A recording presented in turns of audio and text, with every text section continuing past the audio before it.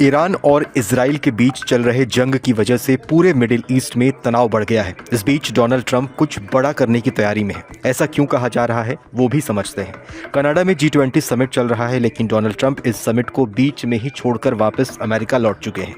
America वापसी से पहले ट्रंप ने कुछ बड़ा करने के संकेत दिए थे, जिसके बाद दावा किया जा रहा है कि डोनाल्ड ट्रंप ईरान को लेकर कुछ बड़े फैसले ले सकते हैं।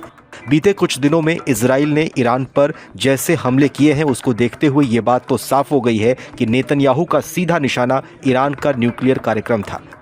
इजराइल का कहना है कि आईडीएफ ने ईरान के ज्यादातर न्यूक्लियर ठिकानों को तबाह कर दिया है। राष्ट्रपति डोनाल्ड ट्रंप ईरान के खिलाफ जंग में खुलकर सामने आ चुके हैं, लेकिन अब तक अमेरिका ने इन हमलों के पीछे सीधे तौर पर अपनी भागीदारी से इनकार किया है। अमेरिका की प्राथमिकता क्षेत्र में अपनी सेनाओं की सुरक्षा को सुनिश्चित करना है, लेकिन ट्रंप के ताज़ा बयान से ऐसा लगता है कि अब इस जंग में अमेरिका तटस्थ रहना नहीं चाहता है। ईरान के खिलाफ कोई बड़ा कदम अब अमेरिका उठा सकता है। इजराइल और ईरान के बीच जंग अपने सबसे खतरनाक मोड़ पर इस वक्त पहुंच गया है, जहां ईरान को अमेरिका ने आखिरी अल्टीमेटम दिया है। ईरान या तो समझौता कर परमाणु कार्यक्रम को छोड़ दे या फिर पूरी तरह से तबाह होने के लिए तैयार रहे। ईरान की राजधानी तेहरान में हालात ऐसे हैं कि लोग अपने घरों को छोड़कर भाग रहे हैं। इजरायली पीएम नेतन्याहू कह चुके हैं कि ईरान के सुप्रीम लीडर खामेनाई का खात्मा जब तक नहीं होता, जंग खत्म नहीं होगी। ऐसे में कहा जा रहा है कि खमेनाई अपने परिवार के साथ बंकर में जाकर छिप गए हैं। डोनाल्ड ट्रंप भी कहीं ना कहीं खमेनाई का खात्मा ही चाहते हैं।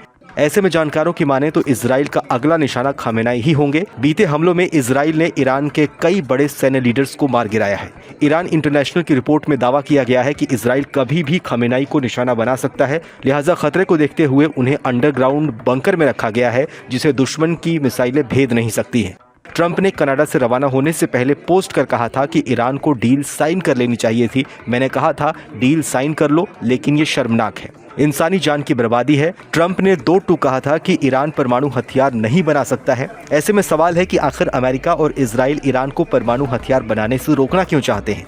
दरअसल मिडिल ईस्ट के दूसरे देश जैसे सऊदी अरब, यूएई, कुवैत शांतिपूर्ण तरीके से अपनी तरक्की पर फोकस करते हैं, तो वहीं दूसरी ओर ईरान का आतंकियों और आतंकी संगठनों के समर्थन का पुराना इतिहास रहा है।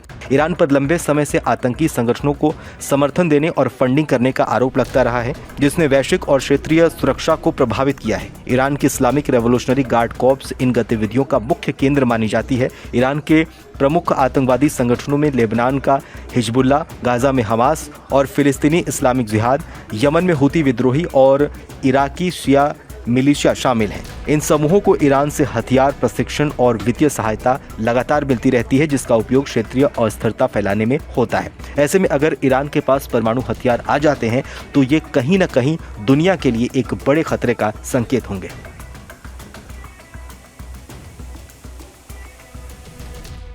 गर्मियों की छुट्टी होने वाली थी, मेरे पापा आने वाले थे, तो हम लोग सभी खुश थे। तो मैं बेड पे चढ़ के डांस कर रहा था, लेकिन वो पहले ही आ गए। फ्रीज। तो मैं उस समय तो कंटिन्यू नहीं कर सकता था, तो फ्रीज फ्रेम टाइप का हो गया। कसम पैदा कर